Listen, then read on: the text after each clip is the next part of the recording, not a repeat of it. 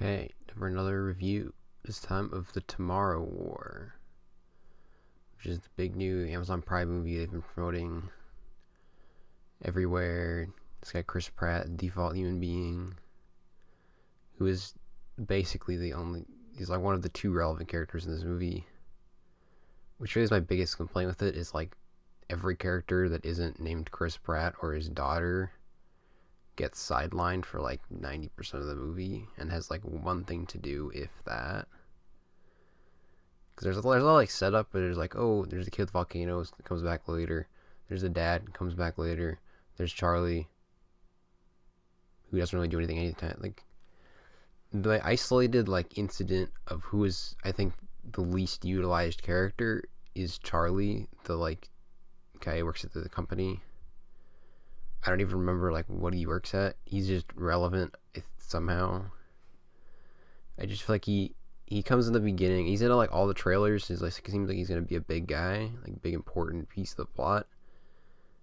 And then once they go to the future stuff, he just like basically just disappears for half the movie because his plot is not interesting when compared to Chris Pratt and his future daughter. Like his daughter's a lie. His daughter from the future, if I better word to say that. Which is just like, why introduce, like, I understand like you need to introduce him, but it's like he doesn't do anything. He's like comedic relief, but he makes it through the entire movie. And it's like, why, like, what did this movie gain from having him in it except for like a couple of jokes? Because we get back to the present, and his, like, they're like, oh, how are you alive? He's like, I hid. And it's like, congratulations, you just wrote off everything that mattered to him. He's so irrelevant, that's his excuse. He just hid somewhere. He just somehow didn't die. Which, that was like when I wised up to it. Because I was like paying attention, but I like didn't stop and think like, oh, where is he? And then he came back, and I was like, oh, he's still alive. I thought he died when, like, the whole thing, they razed the ground. But then he's like, hey, guys, how's it going? I'm not going to be a coward anymore. And then when they go and, like, destroy all the aliens, like, he still doesn't, like, he's just, like, the science speak guy, but he still doesn't really do anything. Like, the random, like, one-off line kid with, like, about ancient volcanoes has more to do in this movie than Charlie does. Like, it's kind of sad. It's this kid who's like a joke character in the beginning, comes back and is like more integral to the plot than the guy they've been hyping up in the trailers for, like, is the big like second fiddle to Chris Pratt. Which is, it was just frustrating. Because even he's like, oh, I'm not gonna be, he comes back, he's like, I'm not gonna be a coward anymore. But then, like, he doesn't really contribute much of anything to the final thing. Like, he probably shoots a couple things. But I was like, Chris Pratt's dad came in for, like, a scene and did more, or not Chris Pratt, J.K. Simmons, that's his name.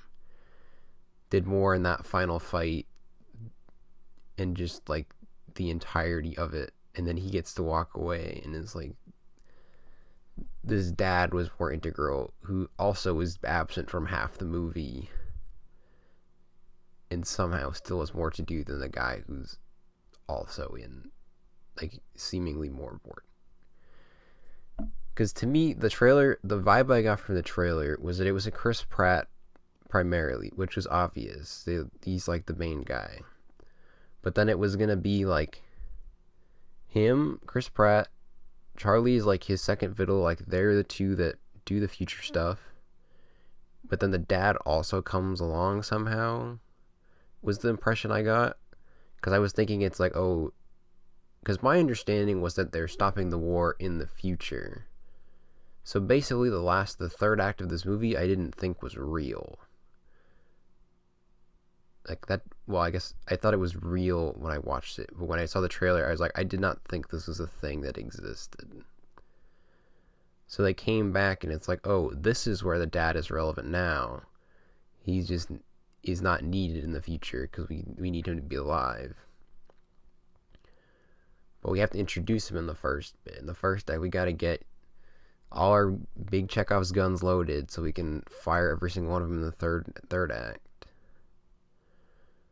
But there's also like Chris Pratt's future daughter who like is in the trailer as like the I'm gonna come back for you, which to me is like, oh, the end of the movie is he's gonna have stopped the future war. Like in the future, like he's coming back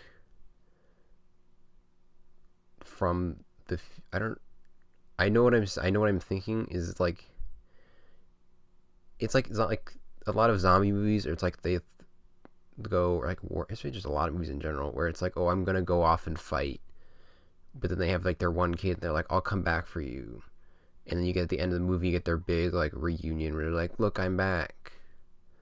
But for the Tomorrow War, it's like 2/3 of the way through, he's like, I'm back, but I gotta go again, which is just, it was just an odd, it painted a picture of a movie that did not end up being,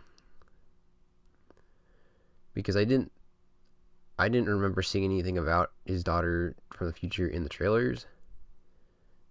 And also like the big emotion, I think like the emotional peak of the movie is like when she dies, but also the whole time I was thinking is like, she's not actually dead.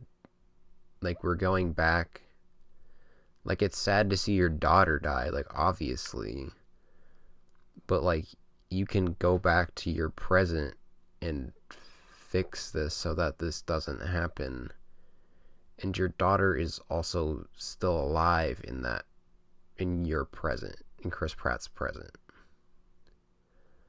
So it's like, this is a big emotional moment, and I understand why, but I'm also like, your daughter's still alive. Like she's dying, but she's not dead. We are in the future.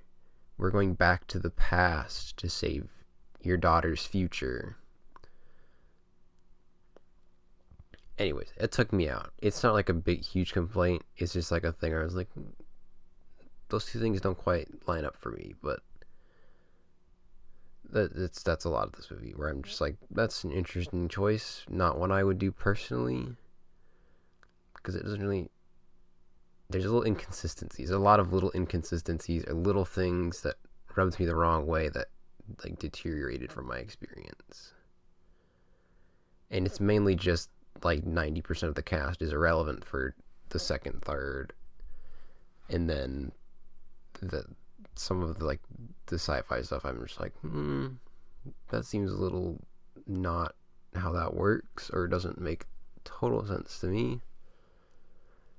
But it's also a sci-fi movie, I can move past that. I understand that there's a thing here where they're trying to be like, yeah, we gotta save the climate now, it's a climate change movie, because the aliens that are destroying Earth are from the past. We've been here all along, they just melted out, as because things got so hot because climate change exists, that the monsters came out and killed us. Just like climate change, you just gotta kill the Earth eventually. It's like it's there. It's like, if you think it's there, it's like, okay, you have told that message, but it is a tertiary thought to the things that are bothering me with this movie.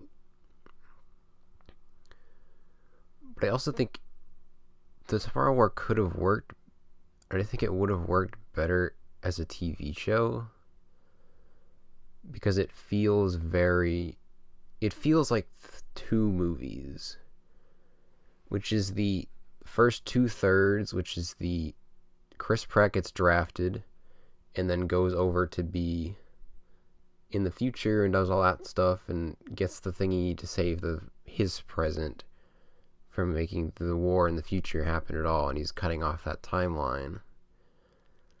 But then the third act feels like its own thing, but they also feel like the same movie, just the third act, one of them killing the aliens at the source, is just like a sped up version of the first 2/3 of the movie. Because the first 2/3 is, oh, I've been drafted, I need to go do this thing to get the item to bring back to where I came from to go stop the future thing. But then they make a lot of things, I think, well, not a lot of things, but like when I think of that kind of plot, I think, okay, we've got it back, and then we've saved the day. Because they cut out the item, but they just go to, we have now eradicated the aliens and jumped from the item. But now the third act of this is we have the item, and now we need to go deliver that item. So it's like a midpoint quest to the end quest.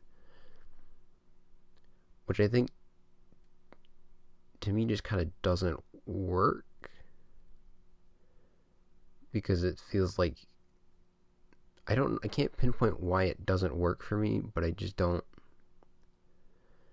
I think it's expanding too much on the, like, between, it's just the third act that bothers me a lot. Is there's a lot of things getting from 2 to 3 to the end that just feels weird. Because it's a lot of time spent on, like, where does this item need to go? Which, to me, doesn't need to be that long. Like, it feels like you're giving Ancient Volcanoes guy a little bit too much relevance. I think he can just be, like, you can still have him, just have him there and be like, okay, Ancient Volcanoes guy, where are the aliens? Boom, go to the aliens. Ta-da, we've done it. We're here. Now let's go kill all the thingies and be done with it. But it just doesn't, which is how it happens. It just doesn't feel like that's quite right. Something in there feels like we've spent too long going from, we have the item to kill the thing, to killing the thing. Which I guess is we need to make room for the dad arc, when he's, the family is one again at the end of it. But it feels too long. It feels like the point was we get the item, or introduce in the beginning that, like, we have the point, we figured out where the point is we need to go, but it's so dangerous that we're just dumping people into the future, and they're all just dying to get this one item we need to bring back and kill the aliens. Because to me, that is good enough. Is that we have from the beginning, we have, okay, we need to get this item and bring it back here to do the thing. We understand what we're getting, and we understand why we're getting it, and we can go immediately to the end of that. So the middle stuff we can keep largely the same, but I think just bring J.K. Simmons along somehow, because I think you can combine the two into, like, one. I really think the future stuff, I think, is where you can merge every, like, conflict and thing into one. Because it's just, I think the dad stuff feels tacked on to the back, and it just feels weirdly inserted that we've just forgotten about it for half the movie, which is, like, really, again, my biggest complaint is that the future stuff is just a really long fetch quest where we don't really get any of the things. It just feels like a pause, but it's also the most interesting part of the movie because it's the most, like, action-packed and, like, enjoyable to watch. But then we come back to the present and you're like, oh yeah, here's all these arcs we set up in, like, the beginning 20 minutes of the movie that we now need to resolve. So I think in the middle, the second, like, the future stuff is we're good. We do that, and it's largely the same, but his dad's there as well. Just to resolve the, like, their conflict, and they have to, like, work together and kind of put aside their differences. And then we get the item, we go back, and we just do the thing. It's done. All the aliens die. maybe you can still have like one action scene, like the final like fight thing. We're good, and then voila, we're done. Because I think the third act is just it's too long, and it feels tacked on. It feels like we forgot J.K. Simmons was here and that Chris Pratt had a dad he had issues with, that we now needed to resolve it at some point, but we couldn't do that in the future. Because he just like, Chris Pratt comes back and is like, hey dad, I need your help. And J.K. Simmons is like, well, kids want to come back when they need something. And then he's just like game for the whole thing. And it's like, voila, we're team now. We made up everybody. We're best friends. And it's like, okay, glad we solved that problem. And all in all, it's enjoyable. As someone who really likes sci-fi, I thought it was like, I like sci-fi for like the commentary on things. And there's a there here. But I think they could have done a little more to integrate everything and just make it so that half the characters don't just have nothing to do in the middle of the movie or just at all in the movie. Because I think that's really where like falls apart the most. Is that as you're not named Chris Pratt or his daughter, you really are just have nothing to do, or your thing to do is kill the things so that Chris Pratt can do the big thing. And not a huge fan of that. But it's an enjoyable-ish watch. Like, I finished it and I was like, this is fine. I don't hate it, but it's not something I would come back to. But I can say I've seen it and I've had thoughts on it. So that's it. That's my thoughts on the Tomorrow War. Just like as a movie, I basically did a very baseline rewrite of the thing, which not really a good one, but like what I think could have been more streamlined or just different to maybe make it more cohesive. But I also don't write for movies, so I don't have an expertise on that. Anyways, like and subscribe if you enjoyed it. There'll probably be more of these as I watch more movies. We'll see what comes next.